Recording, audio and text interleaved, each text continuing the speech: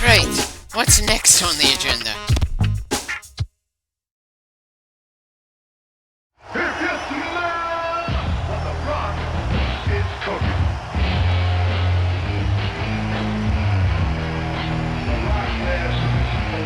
Mess around nothing, you lost it, so you need to regain some momentum to have a shot at it again.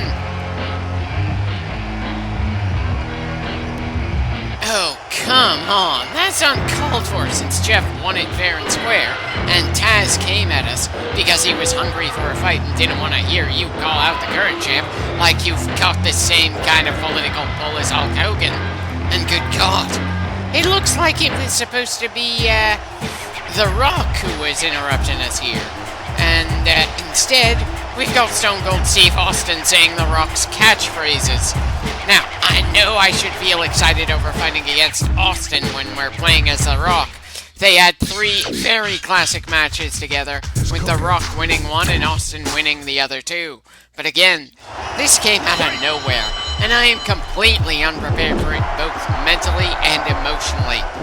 And of course, he's even more counter-happy than the guys we fought just to get this far, and probably a lot more skilled than the man we're trying to regain the title from. I wonder who they expected the player to go through this belt with, since they were clearly expecting The Rock to be the character that would throw into this situation. Not that it really matters all that much, I'm just curious. I certainly need something to talk about to keep me upbeat as we're getting beaten down. On one hand, I hope we can turn this around. On the other hand, I just haven't been feeling especially passionate about taking on the opponents we've been up against for the most part. Sure, it would be nice to beat Austin in this match out of nowhere, but this has barely been any better than your average arcade mode in a number of fighter games, and barely better than the single-player experience we went through with the 2 WCW games or the WWF WrestleMania 2000. Hell, little to no storytelling as we go from match to match. It's part of the reason I'm not going to be in any way inclined to do many of the Street Fighter, Tekken, Dead or Alive, or various other fighter games. Those were even more designed for multiplayer experiences as opposed to single-player journeys than this was.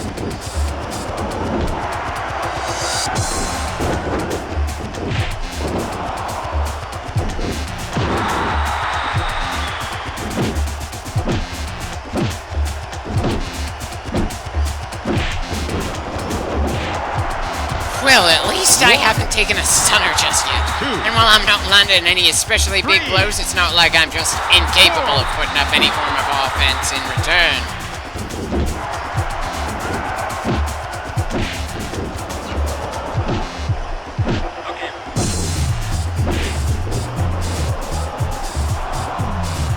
It's just that I feel he's most definitely landing bigger blows and gaining more momentum every time we exchange attacks. This is pretty damn demoralizing to watch.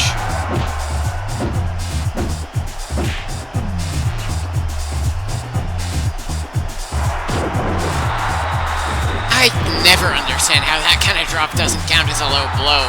It certainly looks like that knee goes into your balls, and the person who takes it certainly holds their crotch as if they took a low blow, but I've never seen a referee act like that kind of drop is considered as dirty as just dropping a knee on a man's pelvis or punching him in the dick, and the game doesn't give us the comical pill sound when that drop finishes.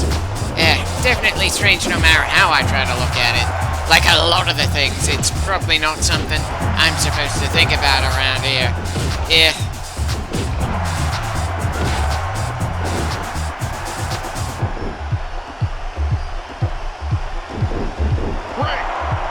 Well, he probably is going to win at this point, assuming we don't keep getting rope breaks. At the very least, he feels confident enough in a win that he went for a pin there. And since I don't see anything to note just how worn down we are, I'll take his word for it. We're close to being defeated now. Am I just being outright defeatist? Or do I actually have a chance here?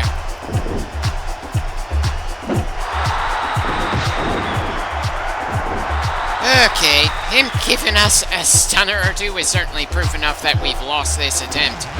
I'll give this match a second attempt, but I'm not feeling too confident in our chances. And either way, I'm gonna fast forward through the second attempt simply because I really want to get things moving along here. And a rematch against an AI like this is likely not gonna go quickly.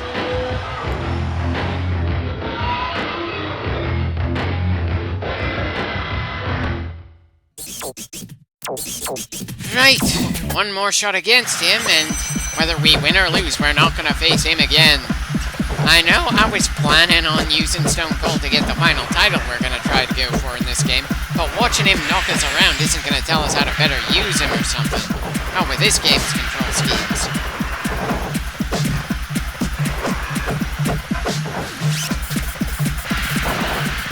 Yeah.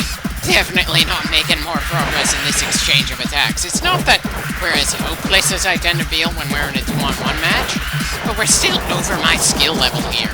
And there was absolutely no warning that the difficulty would go from you're supposed to absolutely squash this guy to you are taking on one of the greatest superstars of all time. And I have the distinct feeling that if we won, then the following match would feel significantly easier in comparison. There is no difficulty curve in this game, it just bounces around arbitrarily for the sake of it. This match is literally tougher than the championship match we lost in order to lose the title in the first place.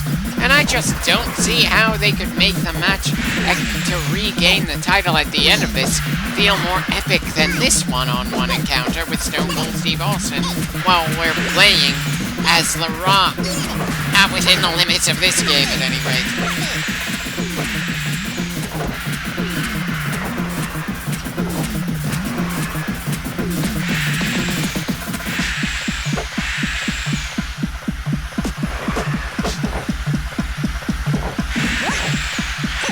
Definitely not getting the sense that we're doing any better in the rematch than we did in the first attempt at fighting Austin here. All I've managed to do is stall things out and prevent him from using the stunner on us for a bit.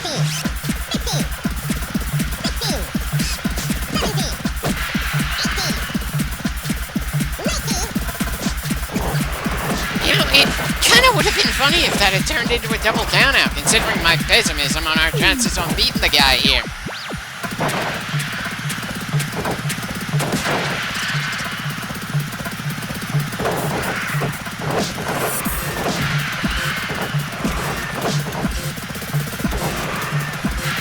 Really wish I could think of a way to beat him in this match, but nothing comes to mind.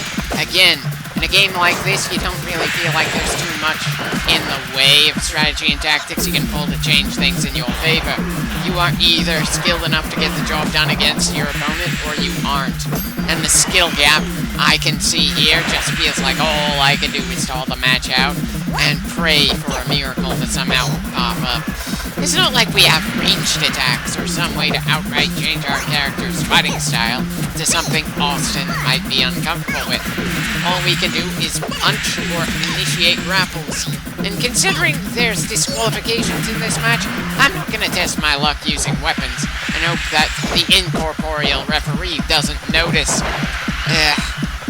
All I can say is he is landing more punches, he's better at grappling. That's all there is to say as far as I can see.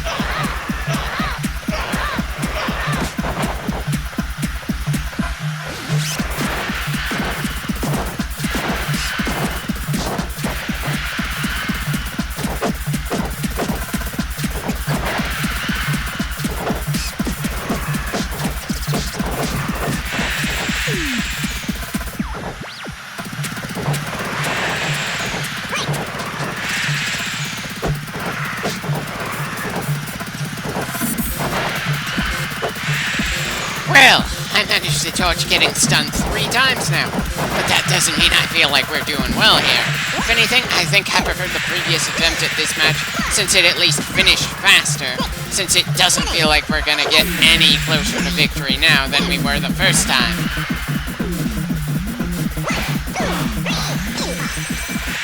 Well, he didn't land his finisher on us, but we were certainly pretty thoroughly finished there. Guess it's time for me to look at what belts we haven't gone through just yet in this game.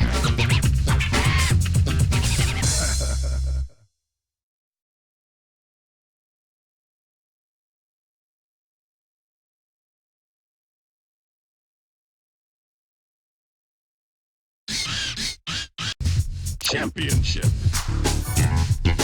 is coming. Yeah, we're not getting through that roadblock here. Though when I was a kid, I would have bashed against that belt until we finally got through it by sheer luck.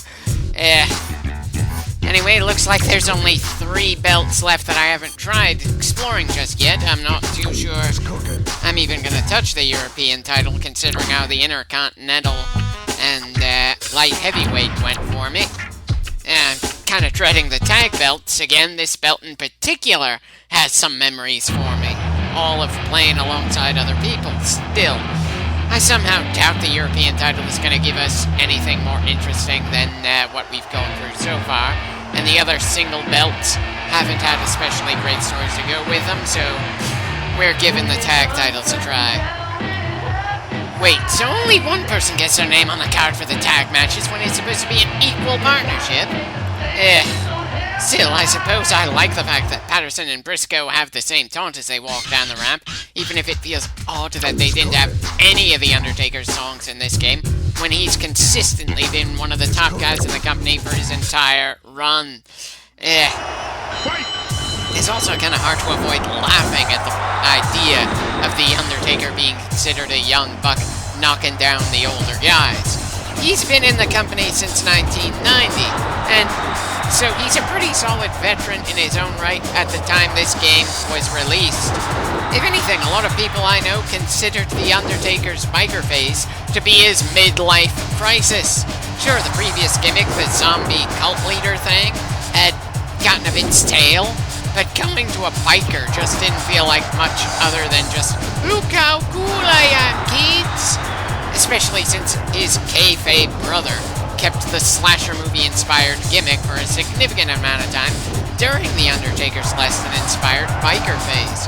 Not that The Undertaker was somehow a worse wrestler during the Attitude Era, just that once he switched up his gimmick, his personality didn't really shine through the crowd, since so many others were trying to be more realistic and grungy at the time.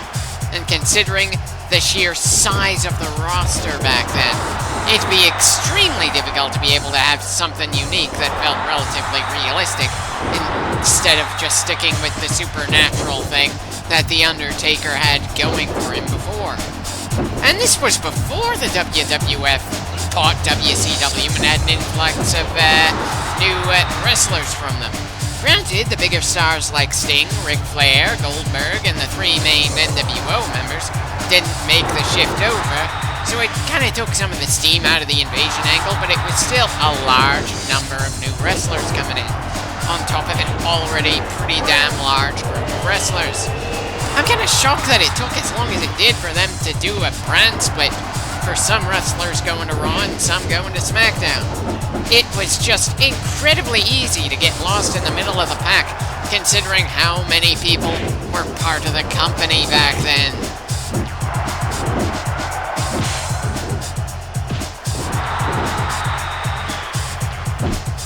Kind of wish that the counter for getting punched in the crotch wasn't just push your chest out like that. Seriously, why go for that Superman-style pose where you're bulletproof thing, instead of something that actually feels like a defense? I mean, sure, even wrestlers who aren't especially noted for toughness can take quite a bit of punishment, but not Kryptonian levels of ass-kicking.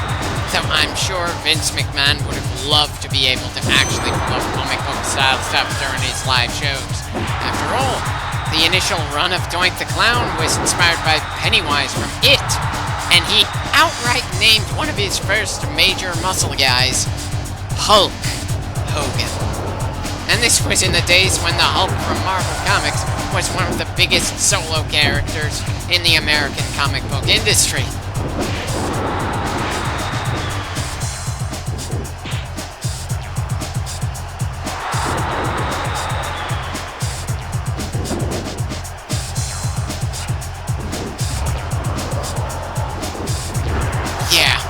This feels pretty in the bag for us, or at least as one-sided as a tag match can get when you only control one person at a time. Not that I was expecting all that much from these guys, considering they were officially retired from the ring at the time, but Vince wanted them active on some level, but still.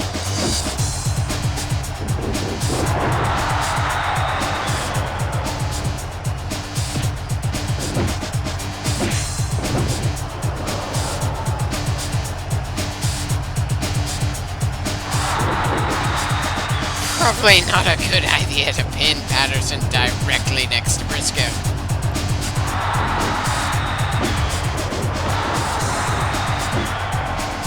Yeah, doing it closer to Kane feels like it makes more sense. As tag matches go, this was pretty painless for us to start with. I'm sure there will be more annoying moments for us later on in it. Anyway, it seems The Undertaker has replaced the Tombstone piledriver for now with the Last Ride Powerbomb. Just how many other wrestlers over the years have evolved their movesets as much as The Undertaker did over the course of his 30-plus year career? It just doesn't sound right to hear the generic Raw theme in the background for the goddamn Undertaker. They could fit in themes for everyone else. Why not for him?